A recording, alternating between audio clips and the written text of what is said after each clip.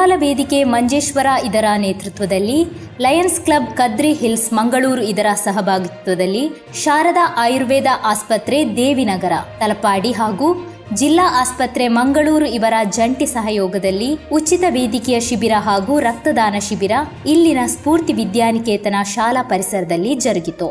ಸಮಾರಂಭದ ಅಧ್ಯಕ್ಷತೆಯನ್ನು ಕುಲಾಲ ವೇದಿಕೆ ಮಂಜೇಶ್ವರ ಇದರ ಸಂಚಾಲಕರಾದ ಕಿಶನ್ ಕುಮಾರ್ ಕಣ್ವತೀರ್ಥ ವಹಿಸಿದ್ದರು. ಬಡಾಜಿಬೂಡು ಬ್ರಹ್ಮಶ್ರೀ ಗೋಪಾಲಕೃಷ್ಣ ತಂತ್ರಿ ಹಾಗೂ ಉದ್ಯಾವರ ಮಾಡ ಅಣ್ಣದೈವದ ಪಾತ್ರಿ ರಾಜಬೆಲ್ಚಪ್ಪಾಡರು ಜಂಟಿಯಾಗಿ ದೀಪ ಪ್ರಜ್ವಲನೆಗೈದು ಕಾರ್ಯಕ್ರಮವನ್ನು ಔಪಚಾರಿಕವಾಗಿ ಉದ್ಘಾಟಿಸಿದರು. ಸಮಾರಂಭದಲ್ಲಿ ಉಪಸ್ಥಿತರಿದ್ದ ಮಂಜೇಶ್ವರ ಗ್ರಾಮ ಪಂಚಾಯತ್ ಅಧ್ಯಕ್ಷೆ Jean Lavina Montero, Kerala high court assistant registered Dinesh Kodange, Lions Club Kadri Hills Mangaluru ಇದರ ಕೆವಿ ಪ್ರಕಾಶ್, ಶಾರದಾ ಆಯುರ್ವೇದ ಆಸ್ಪತ್ರೆ ಜೆವಿ ನಗರ ತಲಪಾಡಿಯ ವೈದ್ಯರಾದ ಡಾಕ್ಟರ್ ಸಂದೀಪ್ ಬೇಕಲ್ ಶುಭ ಹಾರೈಸಿ ಮಾತನಾಡಿದರು.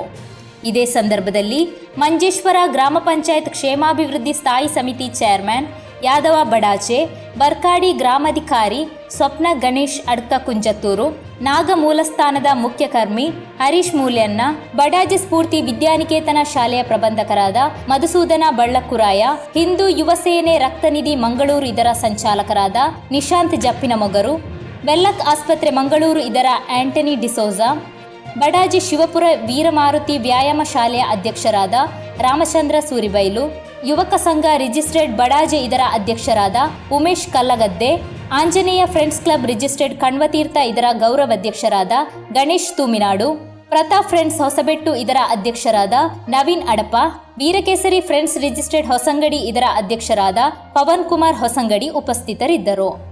ಬಾಲಗೋಕುಲ ವಿದ್ಯಾರ್ಥಿನಿಯರು ಪ್ರಾರ್ಥನೆ ಹಾಡಿ ಈಶ್ವರ್ ಮಾಸ್ಟರ್ ಸ್ವಾಗತಿಸಿದರು. ಕಿಶನ್ ಕುಮಾರ್ ಕಣ್ವತೀರ್ಥ ವಂದಿಸಿ ಶೈಲೇಶ್ ಸ್ಫೂರ್ತಿ ನಗರ ಕಾರ್ಯಕ್ರಮವನ್ನು ನಿರೂಪಿಸಿದರು.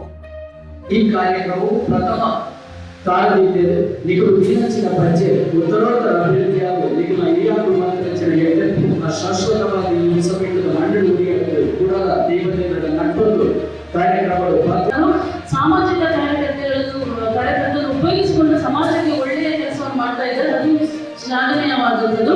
ಹಾಗೆ ಇಲ್ಲಿ ಶಾರದಾ ಆಯುರ್ವೇದ ಆಸ್ಪತ್ರೆ ಆಗಿರ್ಬೋದು, ಬೆಂಗಳೂರು ಜಿಲ್ಲಾ ಆಸ್ಪತ್ರೆ ಆಗಿರ್ಬೋದು, ಇದರ ಬಗ್ಗೆ ನಮಗೆ ಖಂಡಿತವಾಗಿ ಇಲ್ಲಿ ನೆರವಿರುವವರಿಗೆ ಎಲ್ಲರಿಗೂ ತಿಳಿದಿದೆ.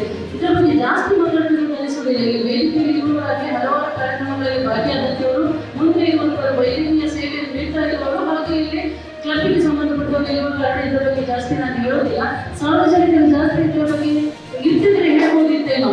ಆದರೆ ಇನ್ನೊಂದು ಹೇಳಬೇಕಿರುವಂಥದ್ದು, ನಾನು ಕ್ಲಬ್ಬಿನವರಿಗೆ ಹೇಳಬೇಕಿರುವಂಥದ್ದು, ಮಂಜೇಶ್ವರದಲ್ಲಿ ಹಲವಾರು ಶಿಬಿರಗಳನ್ನು ನಾವು ನಡೆಸ್ತಾ ಇದ್ದೇವೆ. ವೈದ್ಯಕೀಯ ಸಂಬಂಧಪಟ್ಟಂತೆ ಹೋಮಿಯೋಪತಿ ಆಗಿರಲಿ, ಆಸ್ಪತ್ರೆ ಆಗಿರಲಿ, ಆಯುರ್ವೇದ ಆಗಿರಲಿ, ಹಲವಾರು ಶಿಬಿರಗಳನ್ನು ಹಮ್ಮಿಕೊಂಡಿದ್ದೇವೆ. ಉಚಿತ ಸೌಲಭ್ಯಗಳನ್ನು ಸಮೇತ ನಾವು ಪಂಚಾಯತಿಯಿಂದ ಕೊಟ್ಟಿದ್ದೇವೆ. ಆದರೆ ರಕ್ತದಾನ ಶಿಬಿರ ಮಾತ್ರ ಮಾಡ್ತಾ ಇರುವಂಥದ್ದು ಮತ್ತು ಹೆಚ್ಚಿನ ಸಂಘ ಸಂಸ್ಥೆಗಳು ಮಾತ್ರ.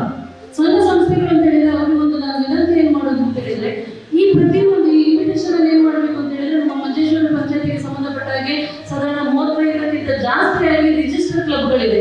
ಆ ಕ್ಲಬ್ಗಳು ಇದರಿಂದ ಇದನ್ನು ಕೊಂಡೋಗಿ ಕೊಟ್ಟಾಗ ಸುರಿಯ ಹಂತದಲ್ಲಿ ಆಧುನಿಕ ಚಿಕಿತ್ಸೆ ಪಡೆದು ನಂತರದ ಹಂತದಲ್ಲಿ ನಮಗೆ ಬಂದಾಗ ಸಾಕಷ್ಟು ನ್ಯಾಯ ಒದಗಿಸಬೇಕಾಗ್ತದೆ.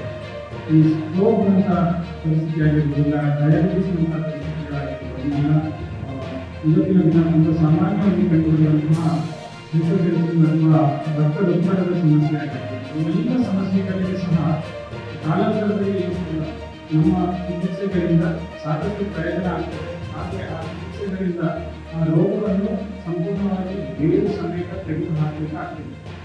ಡಯಾಬಿಟಿಸ್ ಅಥವಾ ರಕ್ತದೊತ್ತಡ ಅಂತ ತೊಂದರೆಗಳಲ್ಲಿ ಆ ರೋಗಿಯ ಸ್ಥಿತಿ ಹೊರಗಿಡುವಂತೆ, ರಕ್ತದೊತ್ತಡ ಹತೋಟಿಯಲ್ಲಿರುವಂತೆ, ಇಲ್ಲ ಸಕ್ಕರೆ ಅಂಶ ಹತೋಟಿಯಲ್ಲಿರುವಂತೆ ಖಂಡಿತವಾಗಿ ಮುಂದಿನ ಸಾಕಷ್ಟು ಚಿಕಿತ್ಸೆಗಳಿವೆ.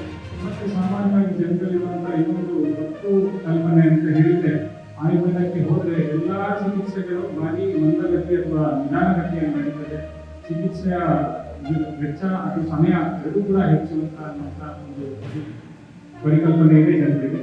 ಅದನ್ನು ಇವತ್ತು ನಾವು ಹೋಗಲಾಡಿಸಬೇಕು. ಜೊತೆಗೆ ಚಿಕಿತ್ಸಾ ಅವಧಿಯನ್ನು ಕಡಿಮೆ ಅವಧಿಯಲ್ಲಿ ಕಡಿಮೆ ವೆಚ್ಚದಲ್ಲಿ ಮಾಡುವಂಥ ಸಾಧ್ಯತೆ ಖಂಡಿತವಾಗಿದೆ ಅಂತ ಈ ಮೂಲಕ ನಾನು ಹೇಳಲಿಕ್ಕೆ ಇಷ್ಟಪಡ್ತೇನೆ.